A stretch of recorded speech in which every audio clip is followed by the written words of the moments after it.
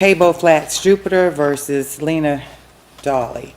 And I believe we have allowed 10 minutes per side. Appellant, counsel, please come forward and let us know how much time you'd like to reserve for your rebuttal argument. I'd like to reserve 5 minutes for my rebuttal, Your Honor. Okay. Because, first of all, good morning. Good morning. My name is Jeffrey Shallak. I'm with the law firm of Phillips, Cantor and Shallak. I have the privilege of representing Cabo Flats Jupiter in this matter. I was hoping to be 11 o'clock. I wanted to be the last argument, but next to last. You can stick around. I do want to wish you all a great deal of success and luck, and hope that you do very well in your new home, and look forward to visiting with you there. I want to wish you all happy holidays. And then I want to tell you a little bit about my case, unless you don't want me to and you have a few pointed questions. To me, it's not the most challenging case that I've argued before this court. It is simply an issue of whether or not an affidavit created a genuine issue of material fact. Let me give you some questions to lead you into. Thank you. So the other party requested the deposition. They didn't request is it Vallis? They requested Ms. Vallis. They requested her by name? They requested her by name. It was not a proper 1.310B6 deposition notice. I actually thought you might ask that, and I brought a copy of the notice. If you want to see it, I know it's of record. It's entry number 124. I know it was very important in the Carriage Hills case, and Judge Hansman spent a lot of time on that issue. How does that deposition notice bind the corporation? But this notice, as the appellees concede in, I believe it's page 2 of their brief, they even write that they noticed Cabo Flats Jupiter through Delia Velez, and in fact the notice says just that, PGA Mex doing business as Cabo Flats, by and through Delia Velez. I also would point out to you that this is not even the deposition of the party that had the judgment against them, right? This is the judgment that we're appealing against them, right? There was a judgment debtor called PGA Mex Cabo Flats. My client, as we stand here today, is the garnishee, PGA Jupiter, an entirely separate LLC. They won a judgment against PGA Mex, correct? They won a judgment against PGA Mex, as set forth in the deposition of Ms. Velez. There was no insurance for that restaurant because of a FIGA issue. The insurance company went into receivership. There was some coverage issues with FIGA, and as a result, the insurance that should have been in place was not in place, and they won. Ms. Dolly won a judgment against PGA Mex. But the garnishment is actually against, allegedly against Cabo Flats for debts they owe to PGA. So it's a garnishment of a debt. That's the general nature of garnishment, correct, is, hey, you, Mr. Garnishee. It doesn't really matter whether or not the actual judgment is against Cabo Flats directly, is it? It matters for the purpose of this Ellison rule argument, because the question here is whether or not the affidavit of the CPA Fuller repudiates prior testimony of the same party, and it's not. Ms. Velez was representing at the time, well, not even representing, she was noticed for the judgment debtor, not the garnishee. Mr. Fuller's affidavit was submitted on behalf of the garnishee, and we submit that it doesn't even repudiate or change the testimony. One of the things that Ms. Gart wrote in her memorandum is, why didn't Ms. Velez do an errata sheet? Well, frankly, she doesn't need to do an errata sheet. She testified that she believed that the debt remained on the books. She did that as noticed PGA Mex by and through Delia Velez. The garnishee came back and through its accountant said, no, that's not correct. She's the bookkeeper. As set forth in paragraph 4 of his affidavit, very often the entries of the bookkeeper are not the final entries of the accountant. I'm the accountant for the garnishee.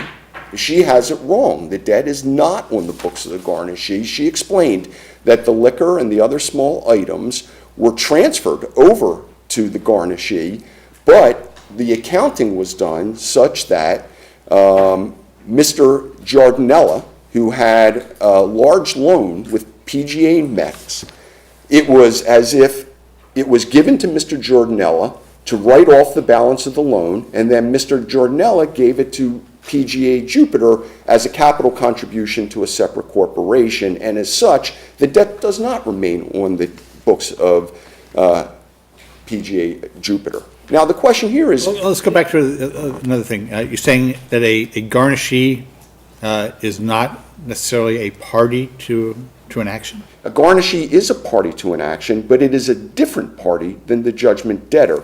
Here, Sure, because but a party nonetheless. a party nonetheless, but the Ellison rule says that a party may not change its own testimony. PGA Jupiter is not changing its own testimony. This is the first testimony. The garnishee allegedly is changing his testimony. No, the garnishee never testified. The only thing the garnishee ever did was put in the affidavit of Fuller. Okay, What is Ms. Valler's position?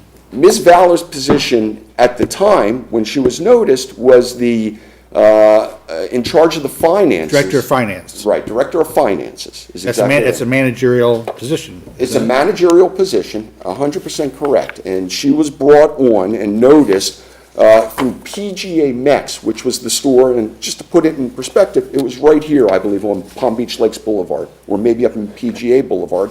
The second restaurant is in Jupiter, okay?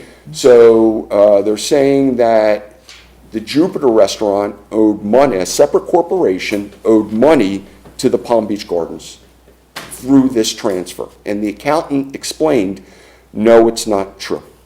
And that alone, the argument really stops there. It's an explanation. It's not naked. It's not bold. It's not red light, green light type of thing that they don't want you to have. It's not like, oh, I guess one of the examples that they gave was this case called Jordan that the other side heavily relies on, where in deposition he testified that he stopped 180 feet before the red light, and he changed his testimony without any explanation. Oh, the accident occurred 180 feet after the red light. That's the perfect example. Ellison and J&V, two cases that are cited, don't they stand for the proposition that there has to be some ambiguity in the original deposition? I've never seen them use the word ambiguity. Well, I don't think they that use it's that just, word, but it's sort of like if it's straightforward that the follow-up testimony can't save it, but if that there has to be something. They didn't use the word ambiguous, but it's sort of what I see it, that there has to be some double meaning of some sort in the original. So you're saying that Vallis kind of odds a bit? no, I think that Valles was not the voice of the corporation and not fit to bind the corporation. Did she make that clear? It's just not her obligation to make it clear. It was the appellee's obligation to make that clear by issuing a Rule 1.310B6 deposition notice requesting the deponent to produce someone to bind the corporation on a list of topics that they were going to give us. That's the way the rule works. In Carriage Hills, Judge Hansman lays that out beautifully. But That's as not the what director of happened. finance, she's a managerial agent. Why can't she speak for the corporation? Because that's just not the law. The law is if you want, here's a corporation, it is an entity, it doesn't speak for itself. If you want to bind the corporation and have somebody speak to for the corporation, you send a 1.310B6 deposition notice giving a list of subjects that you want them. All right, let's say we don't do that. Let's say that Cabo Flats is a party to the action, and the Okay. director of finance, Ms. Valles, says the director of finance is deposed. Right. Can't her testimony bind the corporation as the director of finance? No, it binds her. It doesn't bind the corporation. That's been the law in Florida for many, many years. And again, I invite you to read the Carriage Hills and look at what Judge Hansman, Judge Gross, and Judge DeMorgian wrote in that thing, because they really explain the difference between a Rule 1.310 B6 deposition versus picking somebody that you want to testify at the corporation.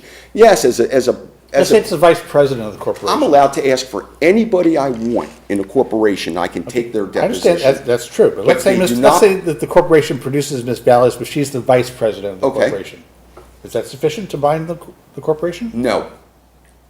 No. The only way in the state of Florida to bind the corporation is to ask for a corporate representative properly under the rule. Okay, so And let's that's say Ms. exactly Ballas why that appears, rule was. I understand, hold on, let's say Ms. Ballas appears, but she's the president of the corporation. Yep. And you're gonna say that you can't bind the corporation I to her will- testimony either? Say that anybody other than a 1.310B6 deponent does not bind a corporation. They're not prepared. As a matter of fact, if you ask for someone, let's say the notice said, Judge Klingsmith, that we want someone who consents to testify on behalf of the corporation regarding the transfer of the liquor and the small appliances to the Jupiter store and the way it's held on the books, okay? Then you bind the corporation. But the corporation has no Well, I understand that they have because no the person obligation- that, hold on, because the person that's being produced may or may not be a corporate officer. It could produce It could anybody. be anybody to Anyone. bind the corporation. Exactly. But what if the person who's produced is an officer?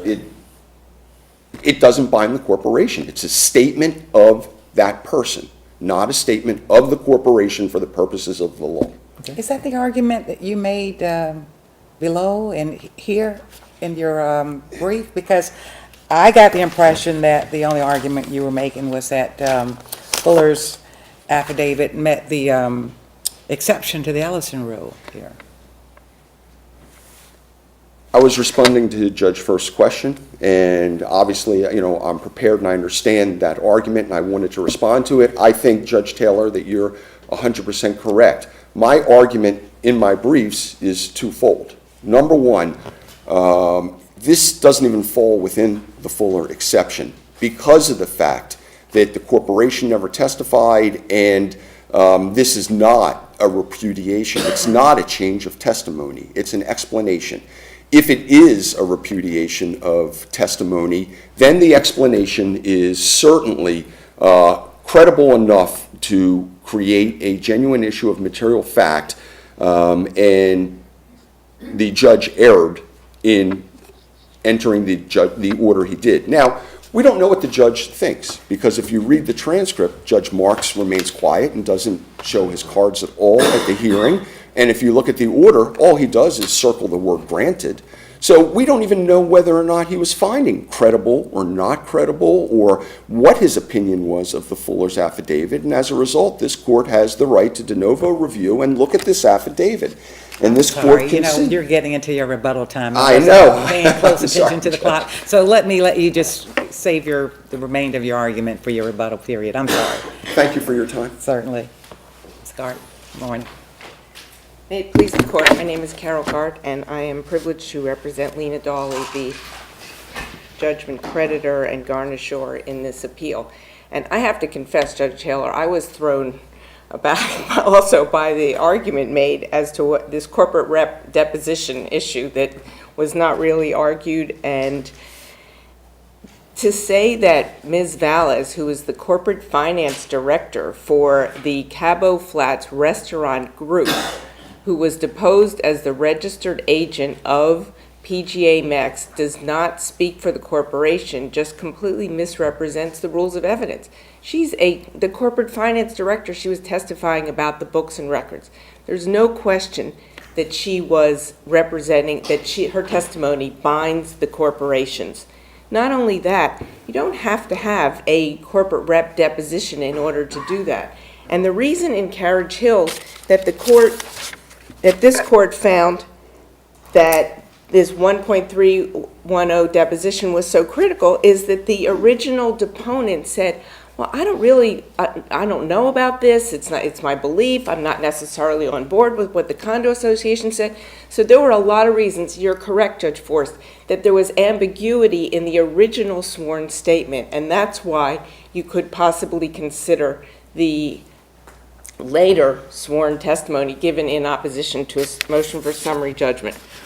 What I think is important in this case to recognize is that counsel is confusing the idea of a credibility determination as to a witness as opposed to the credibility determination of an explanation for repudiating prior sworn testimony. And that is what occurred in this case. What was the basis for Judge Marks granting the summary judgment? Well, I agree with counsel that it's not stated. We really don't know, and because this court's review is de novo, it's probably not important. But let's look back to what the evidence was. We have Delia Valles testified unequivocally at page 35 of her deposition that these debts were booked on the books of Cabo Flats Jupiter, the garnishee. Did she use any words like "I believe" or "I understand," or did she just? She used the term "I believe" in this regard. Isn't that sufficient to create Well- some doubt as to the clear and unequivocal nature of the testimony? But, well, let me just refer back to, she says, she doesn't say anything about equivocation about these debts. They were on the books. She says, at page 35 of her deposition, the question was, who received the $11,250? It's booked right now on Jupiter's books. It hasn't been paid out. There's no "I believe." Same is true for the 41, the other one. The 4,100, correct. And then she says, I don't believe, but interrupted. Question, so those would be deemed debts owed by Jupiter to PGA Mex. She says, I believe so. Now, is that an equivocation? Or is that, I don't know, is that like, oh, I believe so, maybe they're asking her for a legal opinion. But she does not equivocate when she says that these debts appear on the books of Cabo Flats Jupiter. And the question is there a credible explanation given by Fuller for repudiating this sworn testimony? And this is not the kind of credibility determination that you would normally think of as precluding summary judgment. This is, and if I can quote from this court's opinion in Ondo versus Geisky, because that case controls in this case. For one, a litigant, when confronted with an adverse motion for summary judgment, may not contradict or disavow prior sworn testimony with a contradictory sworn affidavit. And then key. Now, they recognize this limited exception if there is a credible explanation for the discrepancy. And then they go on to say, an unsubstantiated assertion is not sufficient to overcome the effect of the prior testimony, and the explanation must appear in the affidavit or viewed as a whole. The record must support the explanation. So let's look at what Stephen Fuller said. He said, well, let's turn back to Delia Valles. She's the corporate finance director. She's not a bookkeeper, so she knows a little bit more about what she says. Stephen Fuller says that he makes adjusting entries that the bookkeeper doesn't necessarily know about. Okay, fair enough. He says the amounts owed were actually paid to Giordano, the principal. Keep in mind, this is the principal of this corporate Cabo Flats group. This is not some bona fide third party. On August 18, 2015, same date as those bills of sale. Notably, Fuller does not say that he made any such adjusting entry documenting these purported transactions. He doesn't say that anywhere. He just says he makes these types of adjusting entries. And he doesn't provide any accounting backup to show that he made such an adjusting entry in this case, even though his affidavit was written March 14, 2017, almost 2 years after these alleged transactions. Well, does all that have to be included in an affidavit? I mean, doesn't the fact that he's contradicting to some extent her testimony on the issue of the debt owed to PGA, isn't that sufficient to raise a issue of fact? Well, Your Honor, the way it is written in the Ondo case, there has to be some credible explanation, and it's got to either appear in the affidavit or in the record. So if he makes a bald-faced statement that he changed this, well, he didn't say he changed it. He said, sometimes I change it. So now we want to leap to, well, he must have changed it in this case, but we've got no backup. They're in control of their accounting records. They could certainly have produced it. And then the only evidence that he provides to support this bald-faced, and I say bald-faced allegation that there were these supposed transactions are the very bills of sale that evidence the debt from Cabo Flats Jupiter to PGA Max, signed by Giordano on behalf of the corporations, not by himself. So the record doesn't support it. And Ondo says that the affidavit must make it clear, the record must make it clear, otherwise it's not a credible explanation. And in Ondo, there was... How do we know that the judge made a credibility finding to? We don't know, Your Honor. We don't. So then what position are we in? We're in a de novo situation, right? Well, the position is for this court to then determine whether or not summary judgment was properly granted based upon Delia Vallis's testimony, and whether this court can then reject the incredible explanation tried by Fuller to repudiate that So testimony. then you're asking us to make a credibility finding to affirm? Again, Your Honor, it's not a credibility of Stephen Fuller. It's whether the explanation is credible. And this court in Ondo made a determination that the explanation was not credible. So it's not the type of credibility determination. Is it that Fuller needed to say she wasn't on her meds that day, or to say, or she misrepresented her position and her knowledge? Is that what's needed for them, as opposed to just say, well, she's incorrect? Well, I think that if Fuller really wanted to say it, he should have provided some backup. And he provided no backup. Instead, they provided a convenient, after-the-fact, contrived excuse to show that money went out to the corporate principal, Giordano, when that didn't occur. If it had occurred, and maybe we've got to give Mr. Fuller some ethical credit for not concocting an after-the-fact Receipt or something. some type of adjusting entry. You would have thought that if that existed, it would have been provided as an exhibit. What they provided were the bills of sale that evidence nothing of the kind. I don't recall, did you take Mr. Fuller's depo? It's not on the record. I don't think so. I don't know, actually. I didn't represent below, and Okay. so, again, this is not a credibility determination of the sort that would preclude summary judgment. The explanation for repudiation is not credible, is not supported by the record. Trial court did not make a credibility determination in granting summary judgment for Lena Dawley, and the judgment of the trial court should be affirmed. Thank you. Thank you. This court was correct in Ondo.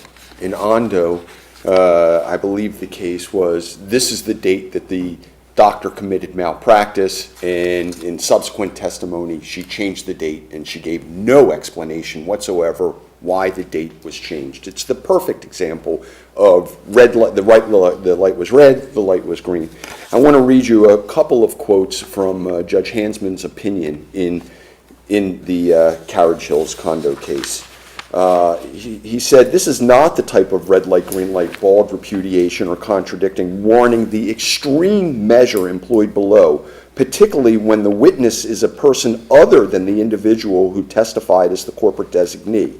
It is one thing to strike the testimony of a witness who directly contradicts his own prior statement. It is another thing to strike the testimony of a witness on the ground that he contradicts another person." Here, it's different parties even. They went on to say, in a situation where an affidavit cannot be used as a sham, there must be a valid explanation. Before this court can strike the testimony, in this situation, it must find, and this is Judge Hansman writing now, the original testimony was duly noticed by the designee under a 1.310B6 notice. That it contradicts unequivocal testimony. There is no credible reason or explanation for the discrepancy, and that the striking of the testimony is necessary to ensure the integrity of the judicial process. I can just tell from your questions here today that we all agree. Even Ms. Gart, she's doing her best to argue, but this raises a material issue of fact. The problem here is the judge didn't follow the simple rule that all inferences must be given to the non-moving party. Steve Fuller clearly said there was an accountant who looked at it, but the journal entries weren't made at the time of this deposition, and this is the way it's accounted for on the books. Judge Marks, with all due respect, he's a fine judge.